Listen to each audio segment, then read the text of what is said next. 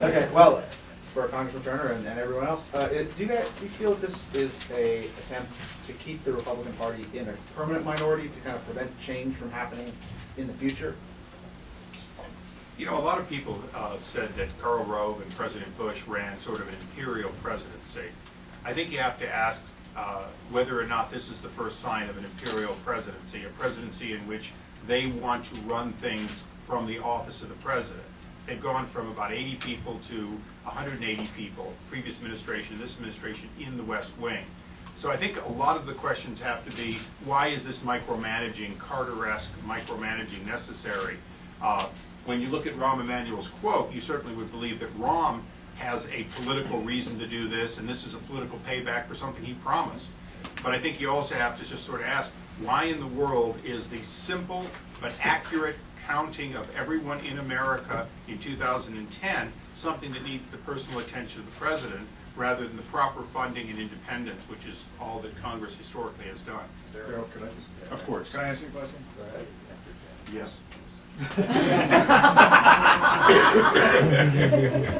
I forgot to say that, Carter. This was a historic moment.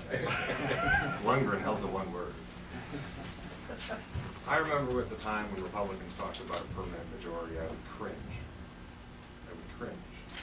Because when people use the phrase permanent majority, they are overlooking the fact that we are servants of the sovereign American people who can and do change their mind, as evidenced by our newfound discussion of the Republican permanent minority. We also saw the stories about how redistricting had to be changed because Republicans had found districts that no Democrat could ever win, and that the Democrats would never get a majority in this decade because of it. Again, we have seen that disproven. But that will not stop people from endeavoring to try to repeat the mistakes of others. I trust they will find themselves as equally disappointed in the results as some. If Yes, sir. That was yes. If the census isn't enumerated in Article 1, the administration taking this over, is this unconstitutional? And none of you have mentioned possible legal action to prevent this. Well, I had said yesterday, and even before that, that if the president doesn't acquiesce to our letter, and we suspect Speaker Pelosi will not insist on that, then we would seek the courts. Because ultimately, I don't think there's any question among the federal courts about whether or not this is a personal power of the presidency, or in fact, whether or not executive privilege would be waived if he starts doing functions like this. Understand that Karl Rove has been asked for by Henry Waxman for the previous 2 years to tell about everything that went on in the White House, and of course they've claimed executive privilege. Rahm Emanuel now would be saying, well, yeah, I was handling the census, but you can't ask about it because of executive privilege. That's the whole question here, is we have great oversight and a number of people who have to come and answer House and Senate people's questions related to the census, and did, by the way, in the last Congress. We lose that if it goes directly to the White House. This may tie in directly with what Mr. Cotter was saying here, but I mean, we're talking about the census here today, that there have been efforts by both parties historically, and I know what Mr. McHenry said, and Mr. Harper said, but you know, there were efforts by Tom DeLay, when he was your party's leader in Texas, to craft a very specific plan to inoculate against some Democratic challenges in Texas. And that was widely reported on and widely criticized here. This might be a different method, but again, the theme seems to be the same. Well, the term gerrymander was established 200 years ago. What we're talking about today is the politicizing the census, which has been apolitical for 200 years. What we want as Americans, whether it's the allocation of districts for State House, State Senate, City Council, County Commission, or the allocation of federal dollars to those same groups, it's based off of the census and an accurate and fair and complete count.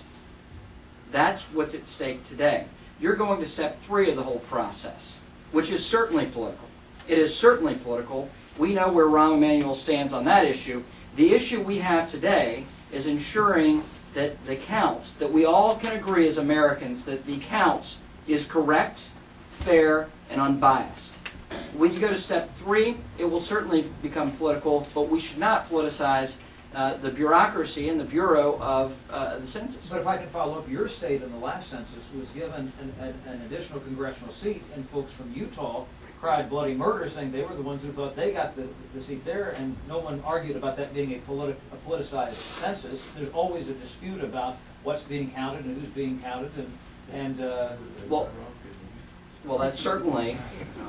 We'll vote for the Utah Senate. and with the DC seat as well. The point here is ensuring that it's a true and accurate count. What they're saying at the very beginning of this process, a 10-year-long process, is that in year 8 and 9, they're going to turn it into a political affairs out of the White House shop, so that when they go in, they can work harder in certain communities, they can use sampling and extrapolation and adjustment to change the end results of a fair and accurate census. In the end, when you put it in the hands of political people, you're going to have manipulation of the data, which will change the makeup of how districts are drawn and money is allocated in this country. They're saying at the beginning of this process, they're going to politicize it and run it out of the White House. That's what we completely object to.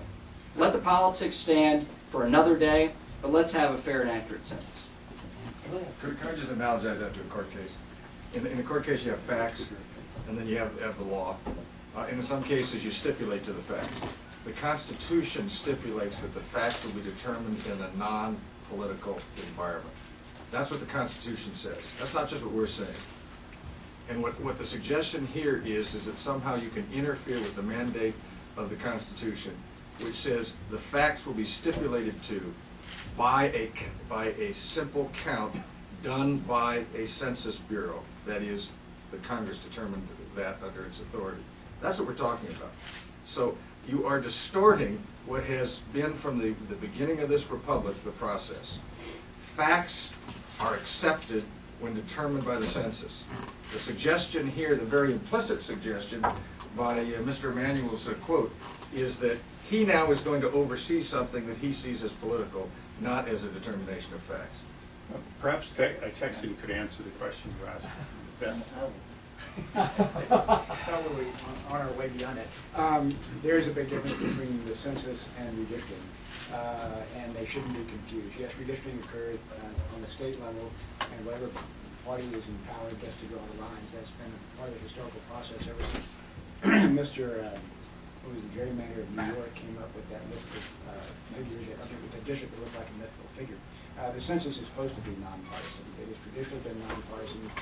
Frankly, tampering with the census is a violation of federal law, and there are many of us on the Judiciary Committee who would be very quick to the courts if we saw any tampering with the census. But let's hope we don't get there. Let's hope the President changes his mind and doesn't take an unprecedented step to politicize something that should not be politicized. And as I say it nothing less than an attack on democracy. Yes, sir. Mr. Issa, in the last session, we sat in on countless oversight hearings in the Oversight and Government Reform Committee. We've talked about this before. All the mismanagement of contracts regarding that handheld computer, all of the problems that have resulted in, basically, dress rehearsals not happening on time, and all these other things. These were the purview of the Commerce Department under the Bush administration for the last 4 years. There's an argument here, or there's perhaps an argument that what they're doing now is an effort to try to move this thing to maybe a management level where, the president's top level manager is trying to keep his eye on the ball and make sure that nothing goes wrong. And maybe well, first of all, the chief of staff is the hack at the gate of the White House. He's not he's not a manager of anything. Rahm Emanuel is in fact a political animal who decides who gets time with the president for political reasons. So let's be real honest that Rahm Emanuel does not have a record of running businesses or knowing how to manage things. I agree with you. Our committee held numerous hearings on the failure of the procurement process and the setting of standards for these new handheld devices. As a result, we will be doing a very conventional count, almost identical to what we did 10 years earlier. That count will be more expensive. To the extent that our committee or the president wants to be more involved with funding and in ensuring that an appointment of a sound manager to make sure that there's the maximum efficiency of these thousands of people that will be hired to participate in this every 10-year historic event. We agree with that. We totally agree with that. But the idea that the President of the United States or his unconfirmed operative is going to personally direct an individual flies in the face of the whole question. The President can name the head of the census. The President can name the secretary and deputy secretary, and there's one more in that chain of command, all of whom are confirmed by the Senate. So there is a lot of management that I would commend the President to look at the record of failures of both the Clinton and Bush administration over that last decade and fix it. Absolutely, you're right.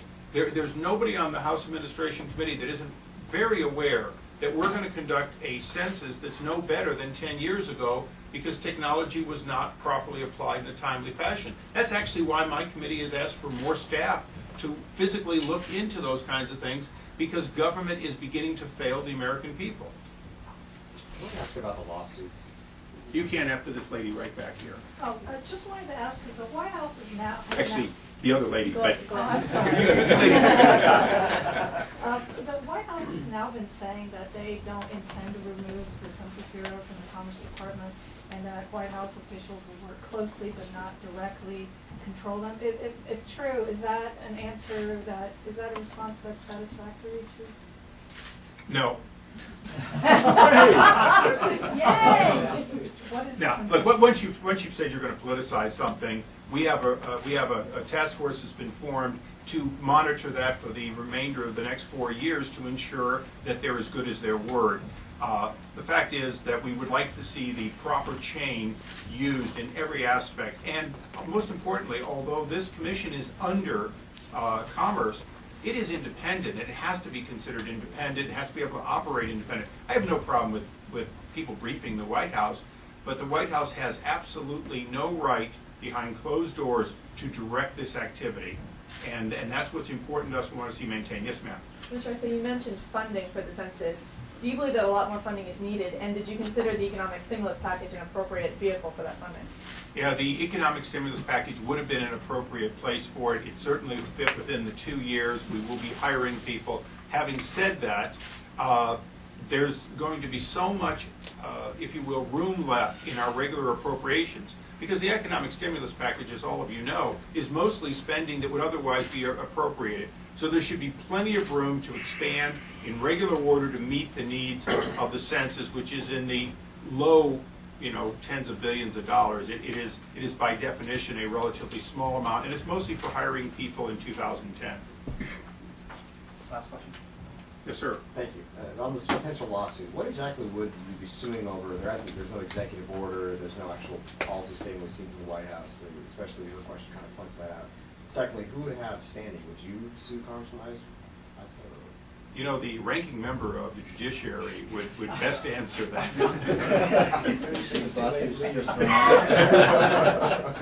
I would think that almost any citizen would have standing, because they could argue that they've been disadvantaged by the politicization of the Census Department. Certainly individuals in states that may or may not have gotten an additional seat, certainly individuals that might have been gerrymandered out of the district, individuals who might have gotten more federal funds. I think there's a large number of individuals who would have standing to sue. As I say, I hope we don't get there, and we should not get there, but it is a violation of federal law to tamper with the census process, so we can be monitoring that. But the problem is, there's no accountability here. There's no inspector general of the White House. There's no one to double check to see what they're doing wrong or right. And that's the real problem. There's no oversight for the White House and the politicalization that goes in the White House. Darrell Issa mentioned a while ago, they'll claim executive privilege, as all presidents have rightfully done in many, many instances. But there's no accountability, there's no transparency, there's no oversight, so it'd be very easy for them to politicize the process. And why tempt it? Why not leave it as it's always been, where you would have the director of the Census Bureau answering only to the Secretary of Commerce? The fact that they're even talking about anything else, or the fact that they're trying now to take a step back and say, well, we'll just consult, all that is a red flag to those of us who want an accurate count and want to leave the politics out of the whole equation. Thanks. Anything else?